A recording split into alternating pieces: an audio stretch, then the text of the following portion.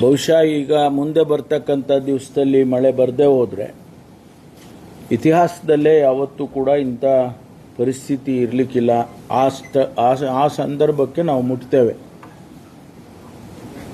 ಅದಕ್ಕಾಗಿ ಇವತ್ತು ನಾವು ಎಚ್ಚರಿಕೆ ಕ್ರಮ ತೆಗೆದುಕೊಂಡು ಏನು ಮಾಡಬೇಕು, ಕುಡಿಯೋ ನೀರನ್ನು ಯಾವ ರೀತಿ ನಾವು ಜನಗಳಿಗೆ ಒದಗಿಸಬೇಕು, ಅದನ್ನೆಲ್ಲವನ್ನು ಕೂಡ ನಾವು ಪರಿಶೀಲನೆ ಮಾಡಿ ಕ್ರಮ ತಗೊಳ್ಳೋದಕ್ಕೆ ಚರ್ಚೆ ಮಾಡಿ ಈಗಾಗಲೇ ಪ್ಲ್ಯಾನ್ ಆಫ್ ಆ್ಯಕ್ಷನನ್ನು ನಾವು ಮಾಡಿಕೊಂಡಿದ್ದೇವೆ ರಾಜ್ಯ ಮಟ್ಟದಲ್ಲಿ.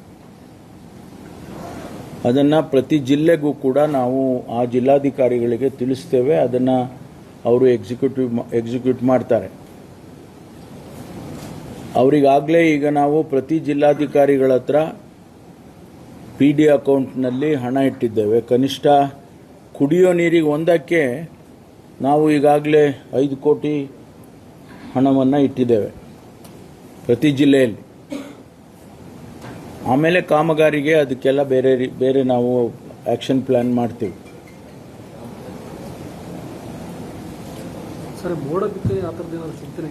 ಎರಡನೇದು, ಈಗಾಗಲೇ ಕಂದಾಯ ಇಲಾಖೆಯಲ್ಲಿ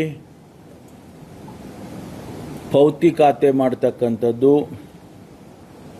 ಹಕ್ಕುಪತ್ರಗಳನ್ನು ಕೊಡ್ತಕ್ಕಂಥದ್ದು, ಕಂದಾಯ ಗ್ರಾಮಗಳನ್ನು ಡಿಕ್ಲೇರ್ ಮಾಡ್ತಕ್ಕಂಥದ್ದು, ಆಕಾರ ಬಂದ್ ಮಾಡ್ತಕ್ಕಂಥದ್ದು, ಇದೆಲ್ಲವೂ ಪ್ರಕ್ರಿಯೆ ಈಗಾಗಲೇ 3 ವರ್ಷದಿಂದನೂ ನಡೀತಾ ಇದೆ.